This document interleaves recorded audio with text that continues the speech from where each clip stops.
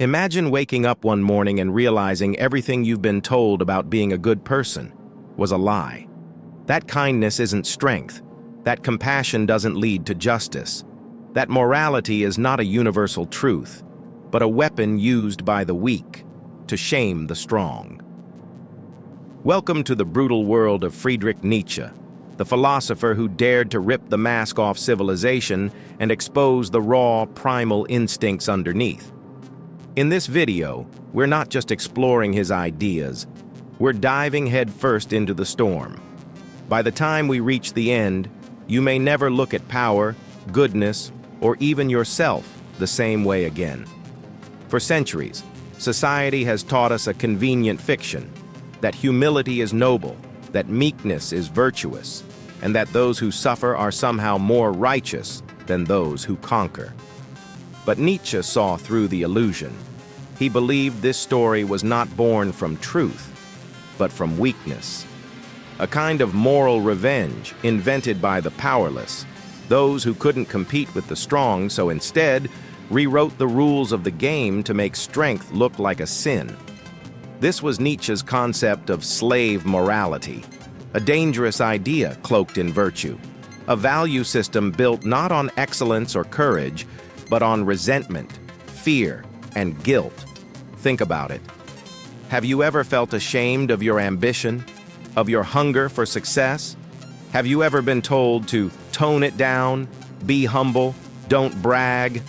That's slave morality in action. It punishes greatness and rewards mediocrity. It shames strength, praises submission, and tells lions they should act more like sheep. But Nietzsche had a warning. Be careful when fighting monsters, that you do not become one. For when you gaze long into the abyss gazes also into you. Because when a culture elevates weakness, it doesn't liberate anyone. It enslaves everyone. So here's the question you must face, a question that cuts deeper than any sword. Have you been trained to fear your own strength? Stay with us. Because in the next part, we'll uncover how Nietzsche believed this system keeps us docile and what it truly takes to become free. Society doesn't fear evil. It fears power. It doesn't fear cruelty. It fears people who refuse to be controlled.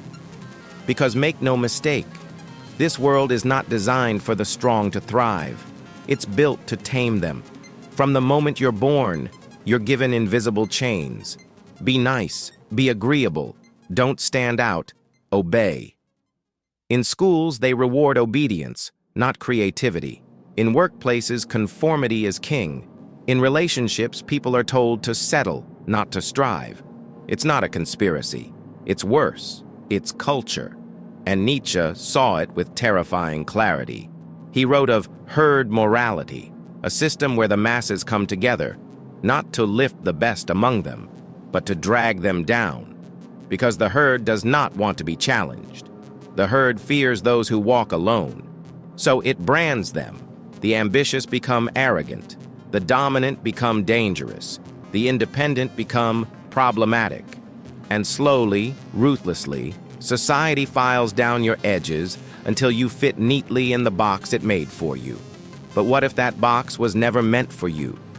What if your discontent, your hunger, your refusal to be average isn't a flaw, but your soul remembering that you were meant for more? Nietzsche didn't just expose this system, he dared people to defy it. Because to live freely, to live with power, means to risk being hated, misunderstood, and feared. Are you ready for that? Because the next part is the hardest truth of all. There is a force inside you, a silent storm. It's not taught, it's not inherited, it's primordial. Nietzsche called it the will to power. And no, it's not about controlling others. It's about mastering yourself. It's the raw drive that pushes a child to walk, that fuels artists to create, that dares warriors to step into battle. But most people suppress it. They numb it with comfort. They trade it for validation. They bury it beneath politeness, religion, or ideology. Why? Because real power is terrifying. It requires responsibility.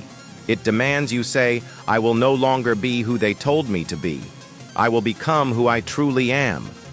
That's not safe. That's not easy. That's dangerous. But it's the only way to become more than just a shadow of what you could be. Nietzsche didn't believe in equality. Not because he hated people, but because he believed in potential. He who cannot command himself must obey. He wasn't glorifying tyrants. He was warning you. If you do not rule yourself, someone else will. So, will you listen to your will to power? Or will you stay asleep, tamed by fear, applauded by the herd, forgotten by history? What does it look like to become free? Not rich, not popular, not accepted, free. Nietzsche had a name for that kind of person, the Übermensch, the Overman, not a superhero, but a soul who creates their own morality, lives by their own values, and doesn't need permission to exist. The Übermensch is a rebellion in human form, a walking challenge to every system that says, fall in line. He or she does not need approval. They are not seeking fairness. They are not asking to be loved. They are becoming. This idea shook the world. It still does, because if even one person can live that way, it proves the herd is lying. It proves freedom is possible, but only for those willing to pay the price. And what is the price? Rejection, struggle, pain, and above all, responsibility. To create your values means you can't hide behind tradition. To choose your path means no one else can be blamed. But what you gain in return is life. A real one. Not one on autopilot. Not a safe, small, invisible life. But a life where you rise, not in cruelty, but in truth. And that's where we're going next. Because in the next part, we'll ask the question most fear to face. If your life repeated forever, would you be proud of it? Nietzsche posed a question that still haunts minds today. What if you had to live your life again, exactly as it is, over and over, for eternity? Every joy, every regret, every failure you're still running from, forever, not once, not twice, but endlessly. This wasn't a threat. It was a mirror to expose the truth of how you're living right now. Because if the thought of reliving your life terrifies you, then something must change. This is the concept of eternal recurrence. And it's not a myth, it's a test. One that forces you to ask, am I making choices that matter? Am I building a life worth repeating? Or am I surviving each day and calling it living? Most people numb themselves. They call it balance. They call it being realistic. But what if realism is just another name for fear dressed as wisdom? Nietzsche's challenge is simple yet brutal. Live each moment as if it will echo through eternity. Would you still scroll through hours of meaninglessness? Would you still apologize for your ambition? Would you still silence your truth for comfort? Or would you rise? Because once you embrace the weight of eternity, you begin to treat time as sacred. You begin to live with fire, and that fire, that's what leads us into the abyss. Nietzsche wrote, "If you gaze long into an abyss, the abyss also gazes into you." Terrifying? Yes. But also necessary. Because every human soul will, at some point, stand at the edge, where everything safe and familiar vanishes, where nothing makes sense, where you are forced to ask, who am I? When there's no one left to impress. That is the abyss. It's not just fear. It's the stripping away of illusion. It's the moment you realize no one is coming to save you. And yet, it's in that blackness that you find your spark. This is the paradox Nietzsche saw so clearly. The only way to become strong is to walk through the dark without guarantees. You must lose your masks, your borrowed morals, your excuses. And when the abyss stares back at you, it shows you who you really are. Some run from that mirror. They distract themselves to death. But the brave, they stare back. They say, I see the chaos, I feel the void. and I choose to create meaning anyway. Because freedom doesn't come from comfort. It comes from looking into the darkness and saying, I'm still here. That's the doorway to greatness, and Nietzsche knew it. Which brings us to the final shift, the one most people will never make. In a world obsessed with fitting in, Nietzsche's words cut through like thunder. Become who you are. Not what they told you to be, not what gets the most likes, not what's safe, but who you truly are. Your pain, your madness, your genius, your rage, all of it. Nietzsche believed you're not born with an identity, you forge it, like a sword in fire. That's why strength isn't domination, it's self-creation. It's the courage to tear down everything false and build a life with your own hands. But here's the secret. It's hard, it's lonely, and it's glorious. Because when you stop living for applause, you start living with power.